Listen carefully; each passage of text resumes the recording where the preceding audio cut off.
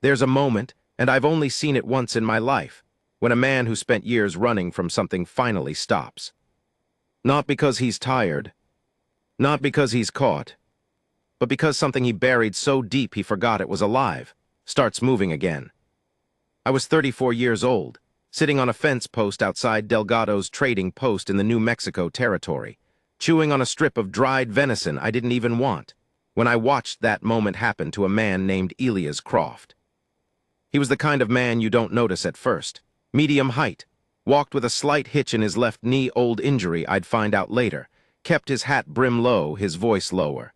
Paid for his supplies in exact coin, never asked for credit, never lingered. The kind of man who had practiced disappearing, so long he'd gotten good at it. I noticed him because of his hands.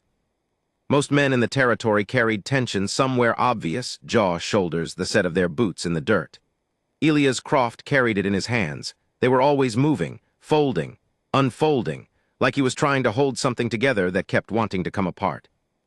I had no idea that afternoon that I was about to watch those hands go still. Because that's when the Apache chief walked out of the tree line. And everything I thought I understood about regret, loyalty, and the price of silence, I left it all behind on that fence post. What happened next took 3 days, and I've spent 6 years trying to figure out how to write it down. I'm still not sure I'm equal to it. But I'll try. I keep a log. I've kept one since I was 19, when my father handed me a water-stained journal on the morning I left Kentucky and told me, "Write down anything that confuses you. By the time you fill it, you'll have figured out half of it." He was wrong about that. I've filled 11 journals, and the confusion has only compounded, but the habit stuck. Somewhere in a saddlebag behind me right now, volume 12 is waiting. It has 4 entries so far. The first 3 are mundane, supply costs. A mule with a bad shoe. The weather over the Magdalena Range. The 4th entry is just a date and a single sentence. I don't know where to start. That's where I am. Start with the trading post, I suppose. Start with the ordinary afternoon that became something else entirely. Delgado's was not much to look at. A low adobe structure with a warped wooden awning, 2 hitching posts, a barrel of rainwater that always smelled slightly wrong, and a hanging sign that had lost 2 of its 4 letters, so it now just read E.L. Adieu, which Delgado himself found deeply funny and refused to fix. He was a broad, cheerful man from Sonora who seemed to know everyone who passed through and judged none of them, which in the territory was a rarer quality than gold. I was there to resupply before heading north to the Carroll Ranch, where I'd been hired to assess water rights along the eastern property line. I'm a surveyor by trade, a profession that sounds dull and is mostly, except for the parts where it isn't. And in New Mexico territory in 1873, the parts where it isn't came up with uncomfortable frequency. I'd been on the fence post for maybe 20 minutes when Elias Croft came out of the trading post. I noticed the hands first, then the way he moved, deliberate, measured, like a man who had calculated exactly how much space he was allowed to occupy in the world and had decided not to exceed it. He tied his horse, a gray roan, well kept, better kept than his clothes, and stood for a moment with his forehead against the animal's neck. Not a dramatic gesture, not the kind of thing you'd write home about, just a man and a horse standing still together for a breath. But there was something in it, something exhausted that wasn't physical. He came and sat on the other end of the fence, pulled out a strip of dried meat from his coat pocket, and stared at the road. I had the distinct impression he was not seeing the road. I nodded, he nodded back. We ate in silence. After a while he said, without looking at me, "You a surveyor?" I looked down at my equipment. The transit case leaning against the post was a reasonable tell. That obvious. Only man I ever saw carry a brass instrument and still look bored. He said it flat, no smile, but it was a joke. I recognized it by the slight pause afterward, like he was waiting to see if I'd find the door he'd left open. I laughed, Ellis Barrow. Elias Croft, a pause. Most people call me Eli. Rancher. Used to be, he looked at his hands, folded them in his lap. Now he stopped, started again. Now I just move around. I've interviewed enough people in my line of work to know when someone has given you the shortened version of a long answer. I let it go. We sat. The afternoon light turned the adobe a shade of orange that almost made it beautiful. That's when the horses came. Not the sound of horses on a road. Something else. The The soft, deliberate kind of movement that people who live close to the land learn to make when they don't want to alarm. I heard it before I saw anything. 3 riders emerging from the scrub pines at the western edge of the clearing, moving at a walk. Apache. That much was clear from the first glance, the cut of the clothing, the way they rode, the particular quality of attention they brought with them that I can only describe as presence. Not threat, not hostility, just the undeniable sense that something with weight had entered the space. The man in the middle was older. 60, perhaps, though the territory had a way of making age hard to read. Men aged early here and then seemed to stop, like they'd paid their dues to time and time had agreed to leave them alone. He was tall in the saddle, wearing a trade blanket across one shoulder and carrying himself with the particular stillness of someone who had learned long ago that stillness communicates more than movement.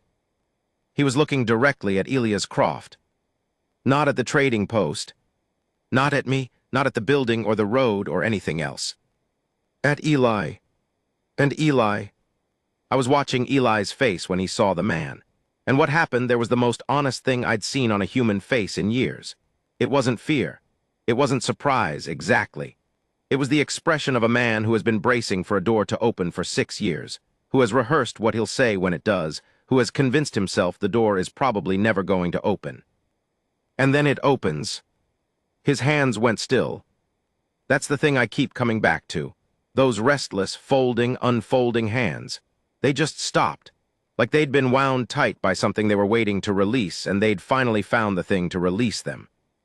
The Apache chief, because that's what he was, I understood it without being told, the way you understand certain facts before anyone explains them, dismounted slowly. His 2 companions stayed on their horses. He walked toward us with the same unhurried deliberateness he rode with, and stopped maybe 8 feet from where we sat. He looked at Elias Croft for a long moment. Long enough that I started to feel like an intrusion on something I hadn't been invited to witness. Then he said, in English that was careful and precise and obviously practiced, "My daughter has waited 6 years for you." The silence after that was the loudest thing I've ever heard. Eli didn't move, didn't look away. Didn't do any of the things a man does when he's caught off guard. No throat clearing, no adjusting of the hat brim, no reaching for something to hold. He just sat there with his still hands and his tired eyes and looked at the chief the way a man looks at a verdict he already knew was coming.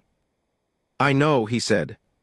2 words, no explanation, no defense, no apology, not yet. Just "I know" with the weight of something carried 6 years behind it. The chief studied him. Whatever he was looking for, he seemed to find it, or at least find enough of it to continue. He glanced at me, brief, assessing, ultimately dismissive in a way that wasn't unkind, and then looked back at Eli. "Will you come?"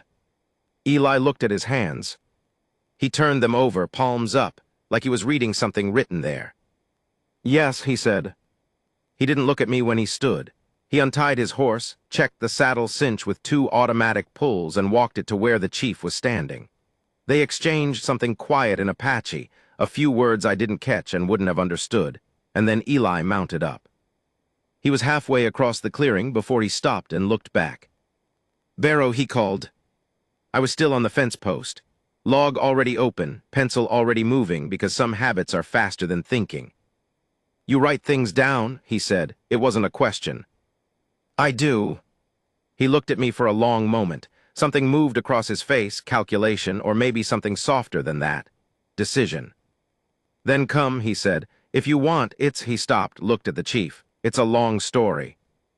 I closed the log. I went. I'll tell you what I knew about Elias Croft by the time we made camp that first night, which is to say, almost nothing, assembled from fragments. He'd come to the territory 9 years ago from somewhere in Missouri. He'd ranched for a while in the Chilarosa Basin, small operation, cattle and some horses. He spoke a little Spanish, and I would learn a fair amount of Athabascan, the Apache tongue, though he spoke it carefully, the way people speak a language they learned in conditions that made every word feel weighty. He'd left the territory 6 years ago.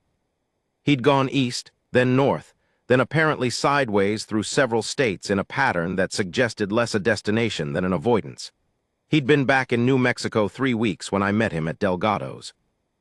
He did not tell me any of this. I assembled it from things he said to other people, from the way the chief and his companions treated him, not with hostility, not with warmth, but with a complicated middle register I came to think of as suspended judgment. And from one conversation Elias had in the darkness after he thought I was asleep, a quiet exchange with one of the younger Apache riders that I caught only fragments of. What I heard, I couldn't come back without having something to come back to. What I heard, I know that's not an answer. What I heard after a long silence, I know. The chief's name was Nantage. He didn't offer it the first night. Names, I would learn, were not offered casually in this context. I learned it the following morning when the younger rider addressed him, and I wrote it in my log immediately, badly spelled, and corrected it later. Nantage rode beside Eli most of that first day's travel and spoke little. This seemed to be deliberate, not coldness, but a kind of patient waiting. Like a man who has decided that the conversation he needs to have cannot be rushed, and who has the discipline to honor that decision across miles of silence. I rode behind them and watched. What I watched was two men who knew each other well, carrying the weight of that knowledge like a physical thing. Something between them that had shape and mass, and that both of them were working around without yet being willing to set it down. There was history here. That much was obvious.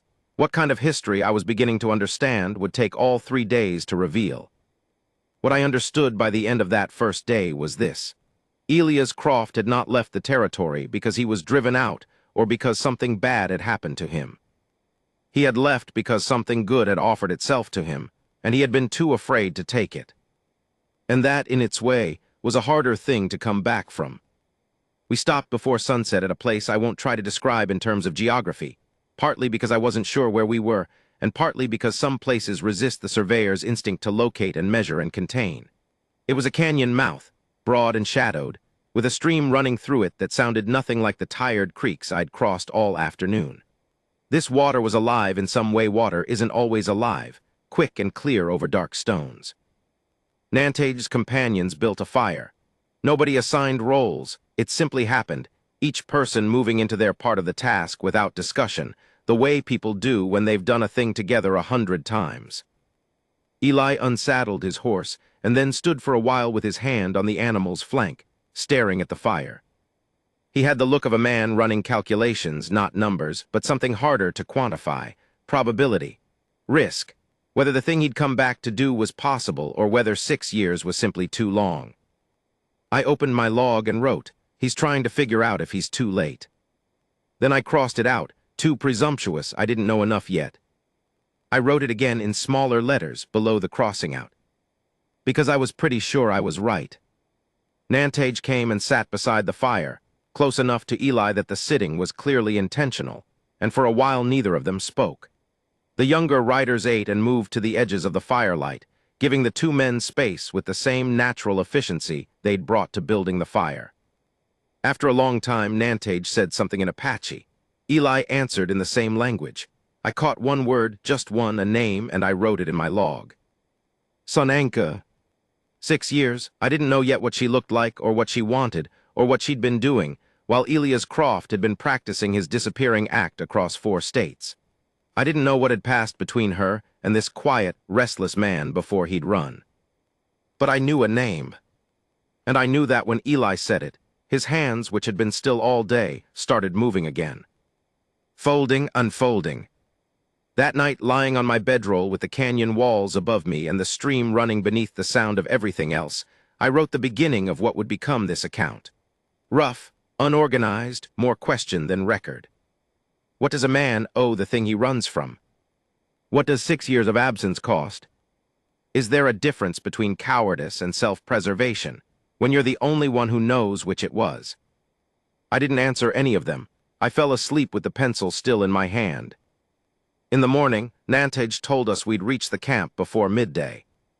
And Eli Croft sat with his coffee and his still hands and his unhitched left knee, and looked toward the southeast with the expression of a man who has finally run out of directions to run. There was something almost like relief in it. Almost. I've measured property lines in Kentucky Hill Country, stood in flooded bottomland with a rod and a prayer, argued with ranchers about boundary stones placed by men who were dead before I was born. I have looked at a lot of earth and tried to understand what it meant and what it was worth, and where one man's claim ended and another's began. I have never been particularly good at the version of that work that involves people. I mention this because what I witnessed that morning in the Apache encampment required a kind of measurement I was wholly unequipped to make. A reckoning with distance that had nothing to do with chains or transits, and with borders that couldn't be marked or appealed to a territorial court. What I witnessed was the space between two people who had loved each other, and then been separated by the worst possible reason. Not cruelty, not death, not the clean grief of an ending, but the slow, unbearable uncertainty of a man who had left because he thought he had to, and a woman who had waited because she thought he'd come back. The camp was smaller than I expected. 12, perhaps 15, structures arranged with the particular logic of people who understood the land they were on, sheltered from wind, close to water, positioned so that sight lines extended far in the directions that mattered. Children moved between the structures, dogs, the smell of cooking wood smoke horses. It was ordinary in the way that living things are ordinary. It breathed. It had its own rhythms and its own small sounds. Nantage led us in without ceremony. People looked up. Some looked at Elias in ways I tried to read and couldn't. There was a complex spectrum there, from something that might have been relief to something that was clearly something else, something I'd need more context to name. Eli rode straight, kept his eyes forward. His hands, I noted, were not folding. He was holding the reins with more deliberateness than the animal required, using the action to keep his hands occupied, I thought, to keep them from betraying whatever was happening behind his ribs. Nantage dismounted near the center of the camp and spoke to a young man, who disappeared quickly between two structures. We waited. I don't know how long. Time had been moving strangely since the canyon, either too slowly or too fast, shifting without warning. I had given up trying to be precise about it and was simply recording impressions as they came. The dogs don't bark at him, I wrote. That means something. Then she came out. I want to be careful here because I am a surveyor and not a writer, and beauty is not a thing I measure. But Sananka, daughter of Nantage, stepped into the morning light, and whatever I was expecting, which was probably something informed by the sentimental narratives I'd half absorbed from 10 years of territory gossip, what I got was nothing like that. She was younger than I'd imagined, maybe 26 or 27. She moved with a precision that reminded me of her father's stillness, not fragility, not careful femininity, but the kind of controlled economy that comes from knowing exactly where you are in space and not wasting anything. She wore her hair pulled back, and she was carrying, of all things, a clay water vessel, which she set down near the fire before she turned. She looked at Elias Croft, and Elias Croft looked at her. I have seen a lot of reunions in my life. I've seen men come back from the war to wives who'd half forgotten their faces, seen families separated by the trail who found each other at agency roles and wept into each other's shoulders. I've seen joy and relief and grief and all the complicated things those emotions make when they run into each other. This was different. This wasn't the collision of reunion. It was something slower, more like two people confirming that the other person was real. That 6 years of waiting hadn't been a mistake, that the face remembered matched the face present. Sananka walked toward him, not fast, not slow, just walking with that precise economy, covering the distance between them until she stood a few feet away. She looked up at him. He was still on the horse. He hadn't moved to dismount. She said something in Apache. Her voice was low and even. He answered in English. I know. He seemed to realize it. Switched, said the Apache words. She looked at him for another long moment.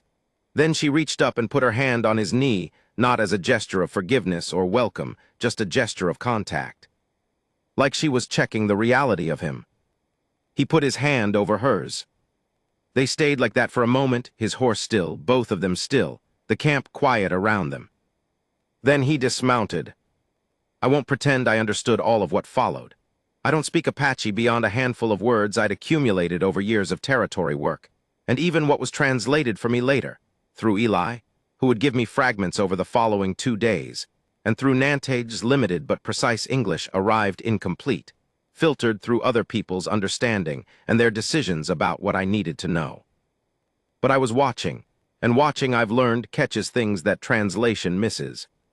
What I saw, Sananka and Elias talking, sitting across a fire with several feet between them, talking for a long time in Apache. She spoke carefully, and he listened with the kind of attention men give when they know they have no right to interrupt, when they are receiving something that's been stored up, and it's their job to hold all of it. She did not cry, I want to note that. She spoke for a long time without crying, with her hands folded in her lap, still, as his were not, and her voice never cracked. He did once, a single catch in his voice when he answered something she'd asked. He stopped, gathered himself, continued. What I saw, Nantage watching this from a distance, with the expression of a man who has carried something for 6 years and is feeling the first shift of that weight.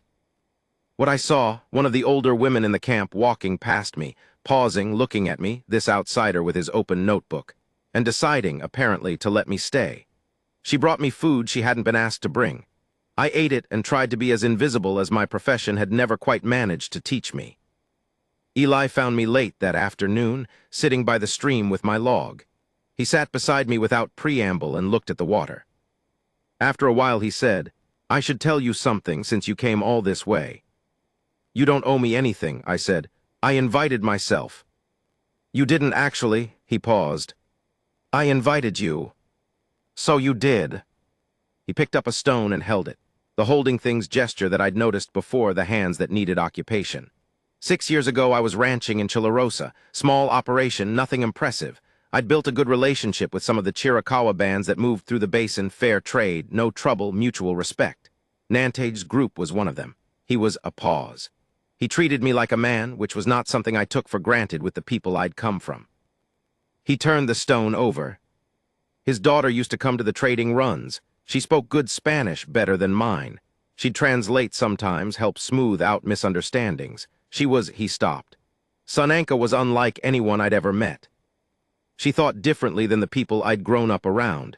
She asked questions I didn't know how to answer. Not hard questions, just ones nobody had ever asked me. Like what? He considered. Like what I was afraid of. A pause. She asked me once out of nowhere what I was afraid of. I laughed. I didn't know how to answer. And she just waited like it was a real question and she had time for a real answer. I wrote that down. I didn't try to hide that I was writing it. I started learning Apache, he said. Slowly, badly, but I learned, and it mattered to her that I was trying. He looked at the water. I went to Nantage. I asked him formally the right way. He said, a small sound, almost a laugh, not quite. He said she had been waiting for me to ask. Which was, I didn't expect that. I didn't know I'd been that obvious. What happened? The stone turned over again. A man from my mother's people came, he said. To the territory, a cousin. He was in trouble, legal trouble, bad kind. He needed money and he needed a character reference in front of a federal judge in St. Louis. He was going to hang without help. He stopped. I told myself I'd go do what needed doing, come back. 2 months, maybe 3. And it took 8 months. The legal thing kept expanding. My cousin needed more than I thought. And in the middle of it, I met a man who was buying up ranches in the Chilarosa Basin. He needed a ranch manager. I needed money after cleaning out my savings for my cousin's lawyers. He set the stone down. Precisely, like it needed to be placed rather than dropped. I told myself I'd go back when I had something solid, when I had enough, he stopped, when I had enough to offer. I kept writing. It didn't occur to me, he said, voice going quieter, that she might not need me to have anything solid. That waiting and having nothing to offer might still have been better than just not coming. He turned his hands over. I told myself I was protecting her from the uncertainty. I was really protecting myself from the shame of coming back empty-handed. The stream ran over its stones. 6 years, I said. 6 years. Did you write to her? He looked at me like I'd asked something in a language he didn't speak. What would I have sent? To whom? She lives, he gestured. There was no address I couldn't have, it wasn't, he stopped. I told myself that too, that there was no practical way to communicate. A pause. I could have come back to say that I needed more time. I could have come back physically, looked her in the eye, and explained. I didn't. He picked up the stone again. I didn't, he said, because I was afraid of what I'd see in her face.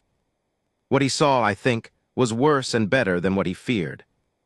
I watched them over the remainder of that day and into the next, sometimes close enough to catch tone if not words, sometimes from across the camp where they were small figures against the larger landscape. I was trying to be unobtrusive. I failed, probably. People kept glancing at me and my notebook, but Nantage had apparently given some signal that I was to be tolerated, because no one asked me to leave or stop writing. What I saw, a woman who had made her peace with waiting without making peace with what she'd waited for. This is the distinction I kept trying to nail down in my log and kept failing. She wasn't wounded in the way I expected, not raw, not brittle. She was something harder to understand, something that the territory's particular economy of emotion produces in people who have survived things that might have broken someone raised softer.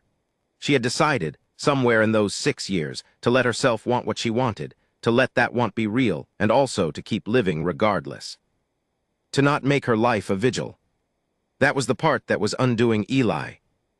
Not that she was hurt, not that she was angry, though she was, clearly, still working with anger under the surface of that precise composure, but that she had survived him, that she'd built something that didn't require him, that she had waited, yes, her father's words, but she'd also grown, adapted, become more fully herself in the waiting, and Elias was now trying to find where he fit in that expanded version of her.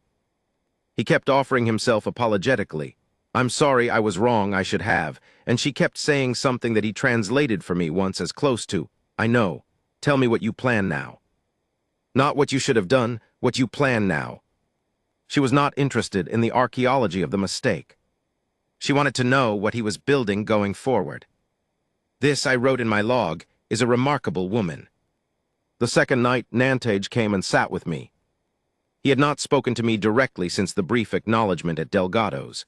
He sat where Eli had sat the previous afternoon and looked at the water for a while, and I had the sense that this conversation had been thought about, prepared. "You write," he said. "I do. Of us.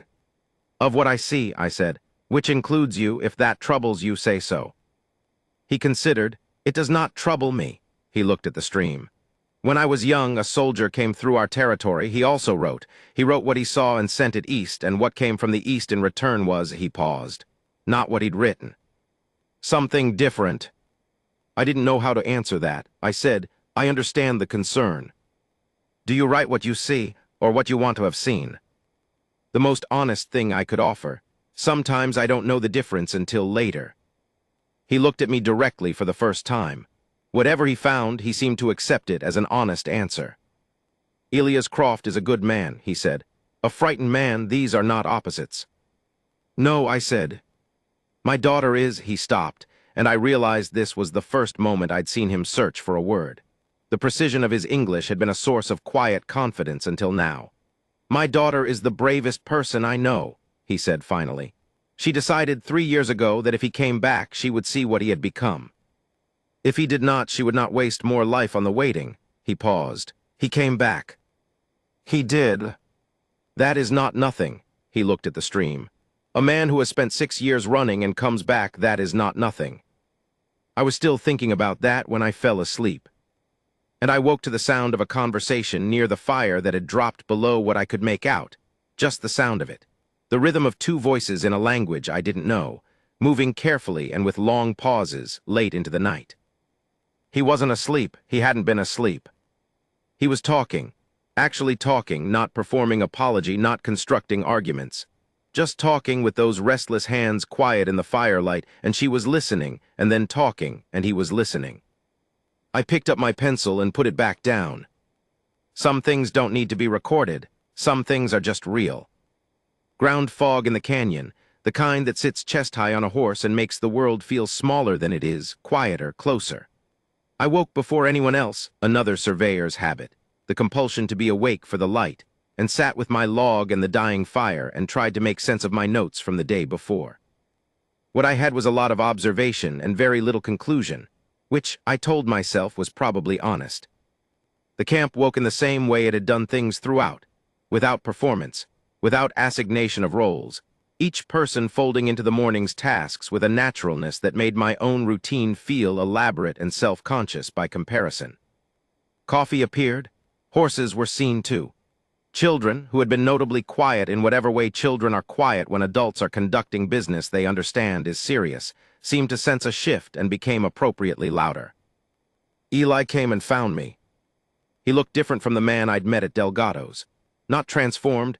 I'm not in the business of transformation narratives. and real change doesn't announce itself with new posture and clear eyes the morning after a night of honesty. He looked tired, specifically. He looked like a man who had said several hard, true things out loud and was now in the uncomfortable position of having said them, which is always different from the anticipation of saying them. But his hands were still. He sat.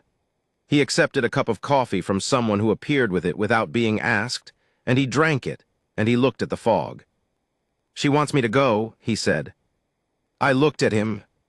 "Not permanently," he said quickly. "She wants me to go back to the Chilarosa, to settle what I have there, the ranch I've been managing, the life I've been keeping in suspension." He paused. "She says she's not asking him to ask again Nantage until I've done that." "I thought about this. She's testing you." He considered that. "I don't think it's a test. I think she's—" He stopped. "I think she's saying that I can't be here the way she needs me to be here while I still have one foot in the life I built to avoid being here." He wrapped both hands around the cup. "Which is correct." "She's correct. Are you going?"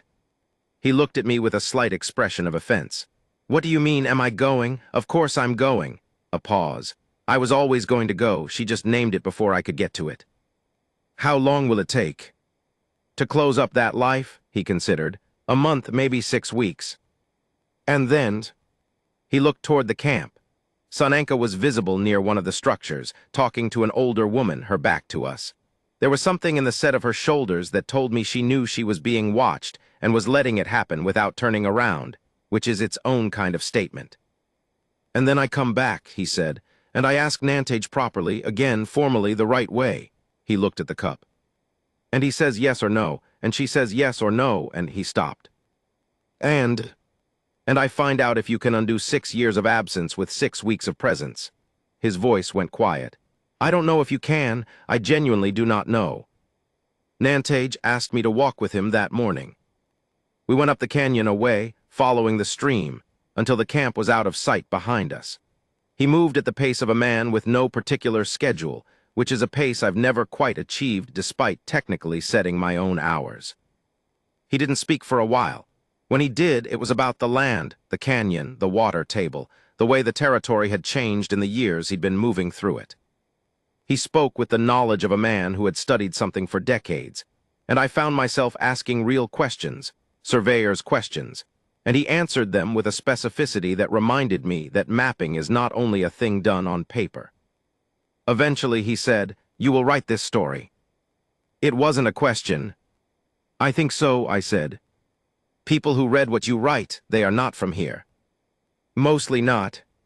"They will want it to be simple," he said. "A man ran away, a woman waited, he came back, they lived." He glanced at me. "That is not what this is." "I know. What is it, do you think?" I thought about it seriously because the question deserved it.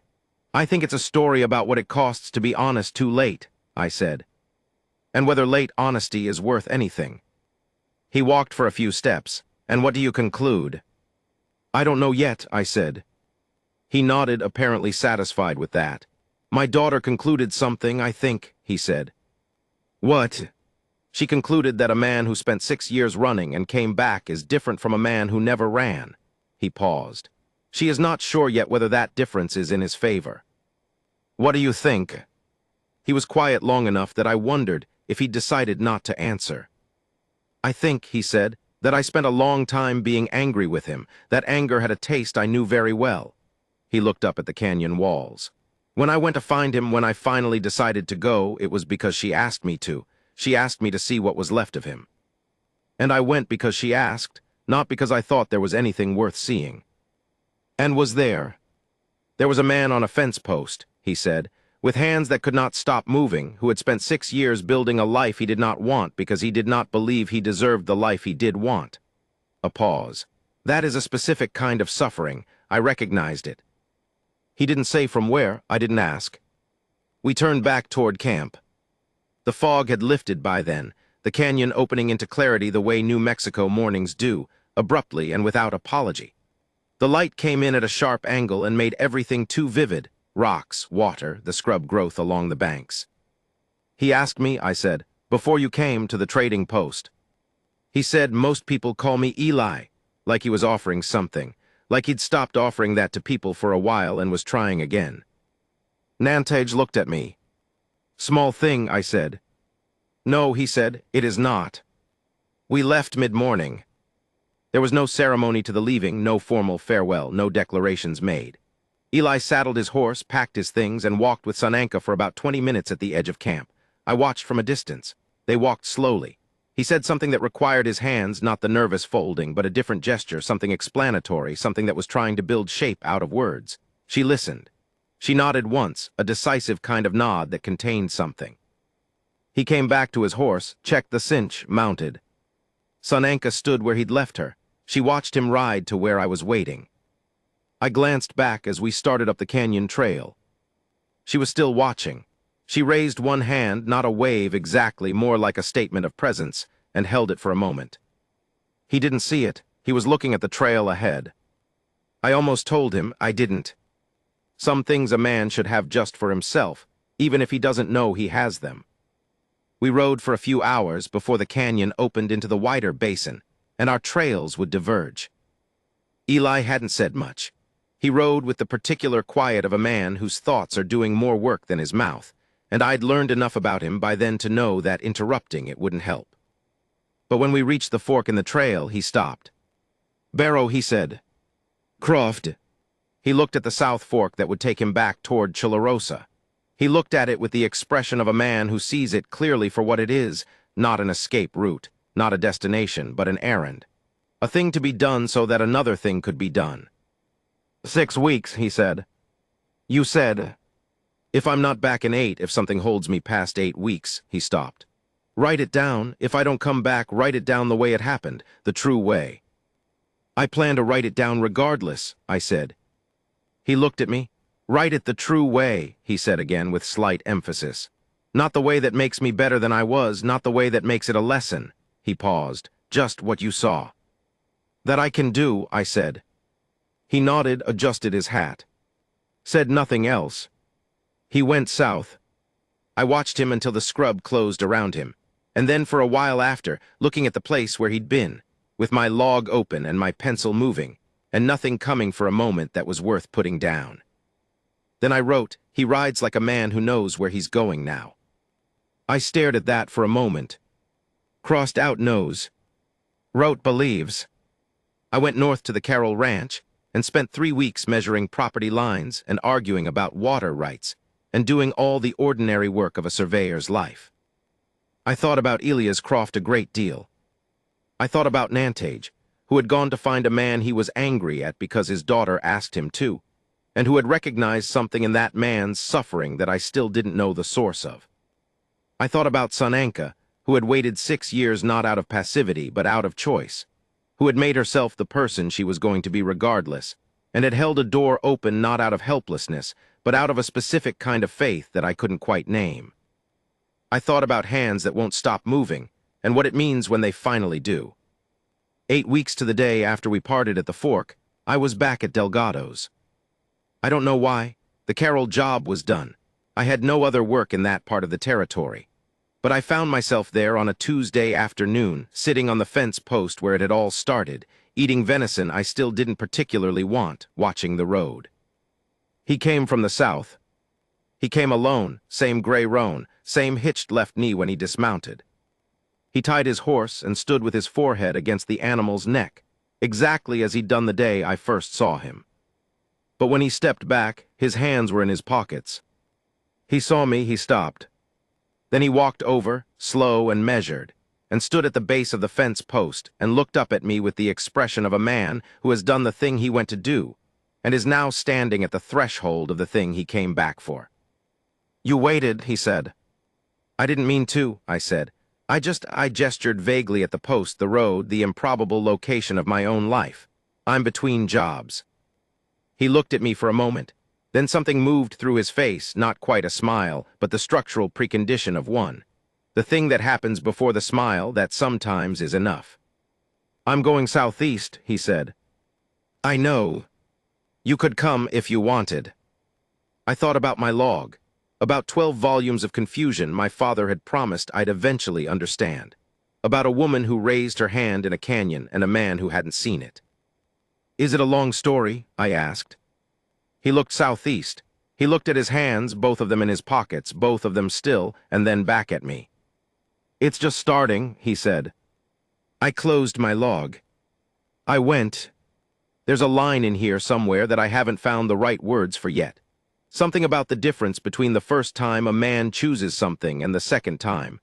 How the first time is instinct or accident or desperation, and the second time is something else. Something quieter. Something that costs more because you know what it costs.